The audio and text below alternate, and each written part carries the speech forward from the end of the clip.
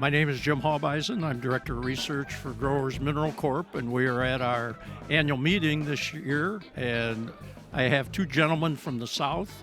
Terry Norris is from South Carolina, and Daniel Weaver is from Georgia. And they want to give a perspective to Midwestern farmers about Southern agriculture. So, Daniel, talk a little bit about the guys you work with, what kind of crops they raise, and what you think is the biggest misconception that a Midwestern farmer has about guys that farm in the South. Okay, well, I have a wide variety of farmers that different crops. I have like peanut farmers, corn farmers, soybean farmers, cotton farmers, fruit and vegetable farmers, pecan farmers. I have just about every kind of farming that there is. These people have all kinds of ideas, but when you talk to somebody from the Midwest, they don't understand what we do down there.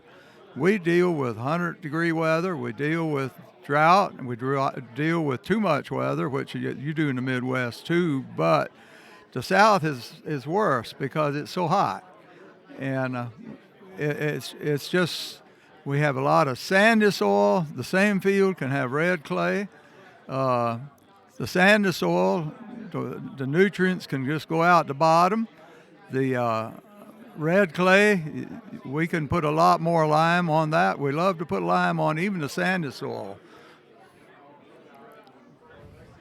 What about your livestock farmers? Have you deal with livestock farmers? Oh, yes, we deal with livestock farmers. And I was telling somebody yesterday, and in the Midwest, you don't see this as much. In the South, we have sandy soils, and we can fertilize half of it with the growers program, the other half commercial. But it looks like the growers program's not doing anything. But if you go out there and pay attention to it, your cattle are spending all their time on the grower side, and they keep it trimmed off. Sure. And so it gives a misconception of that. Our soils don't hold the nutrients that you do in the Midwest, so we have to deal with that. So you talk a little bit about the calcium aspect, and you're looking for high calcium lime in the South. We were talking a little bit about aragonite here a couple of conversations ago. Can you comment a little bit on that for me? Okay, on aragonite, I'm still just looking into that. I'm hoping what they say will work. They say it'll stay there better. It'll last a lot longer. Mm-hmm. I haven't had experience with it yet. I'm still just looking into that. Okay. But high calcium lime works, but you got to keep putting it on. Right. And finding it is a problem in the South. Finding it, you get places. If you're close to a quarry, you got it made. Yeah. Some places, freight's $50 a ton. Sure. So that's a problem. Yeah. So, Mr. Norris, this is Terry Norris from South Carolina, and Terry's been around the program for a very long time. So, Terry, I kind of pose the same question to you. What do you see in the South, and how does the program work, and is calcium part of your program? Yeah, our big crop has always been tobacco. And back in the early years, back when I was a real young boy, our family, my grandfather, he was a big believer in calcium. And the establishment was kind of going against him at that point. Sure. And as I got into agriculture myself, we got away from the calcium. And I started to work with growers, and their program was big in calcium. So we started going on our farm with the calcium, with the backer.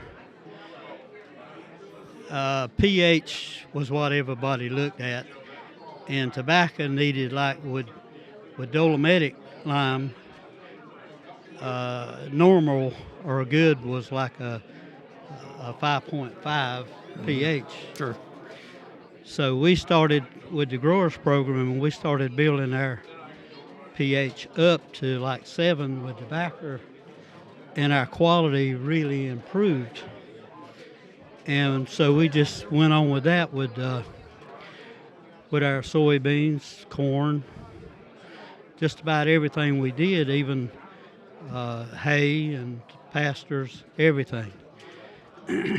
And we were pretty lucky. We found a quarry within about 6 miles of my home. Yeah. So Actually, that quarry, in my opinion, could be classified partially as aragonite.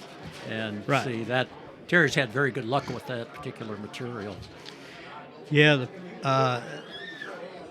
the percentage of calcium in that mine is like 38 to 42, Yeah, that's right. right in that area, and it breaks down really quick because it's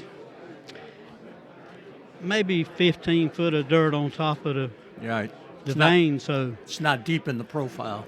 it was very easy breaking down. Yeah, some of Terry's guys were spreading coarser material, and boy, it was disappearing relatively fast. Oh yeah, yeah. We had good sized particles when you could mash them with your fingers. That's right. And it'd melt right down. But So, what do you see as the big challenges in southern agriculture, Terry? I think getting away from these chemical fertilizers. Too much chemical is harming what we're trying to accomplish, trying to get balance in the soil. And the calcium, in my opinion, is the answer to that. Sure. And then using a product that's not putting the chemical back in, Right. A clean product. a clean product. That's right. Daniel, comment on that. What do you think is the biggest challenge for southern agriculture, in your opinion? Well, I echo what Terry said a lot, but it is making your money reach, and I think Growers Program will make your money reach because of your quality, because of your yields. Your yields may not be that much greater than the other, but they're quality yields. You don't lose as much. You don't have as much disease problem. Right. But that's what disease is just taking over our country, and that's because of all the heavy metals that we're getting through all the dry fertilizers and other areas where it's Right. coming in, and it's just ruining it. So our challenge is to get clean products to go in and get and harvest clean products. Sure. So, in summary, you guys basically are saying the same tune to me, that calcium is really the key, and finding it is the big challenge, basically, for you guys. Yeah. That's so true. Yeah. So Terry's more fortunate to have a closer source, whereas Daniel's got to work with different areas. Geographically, Terry, exactly where are you located? I'm about 20 miles inland from North Myrtle Beach, Okay. Right on the North Carolina line. right on the line, Yeah, you're doing business in both North and South Carolina. correct? both states. Right. Daniel, where are you located? I'm right in south central Georgia, about 2 hours south of Atlanta. And but I do 5 states, so I scatter myself out too far. Right. You're working in Georgia, Alabama, Tennessee, Mississippi. And South Carolina part of it. A few counties. That's right. These guys actually butt up against each other, and that works out well because these guys are using the same approach. And as a company, that just we feel it's a different style of agriculture, and we need guys from the local areas to really rep for us. And these guys have done a great job. This podcast has been brought to you by Growers Mineral. Please visit growersmineral.com.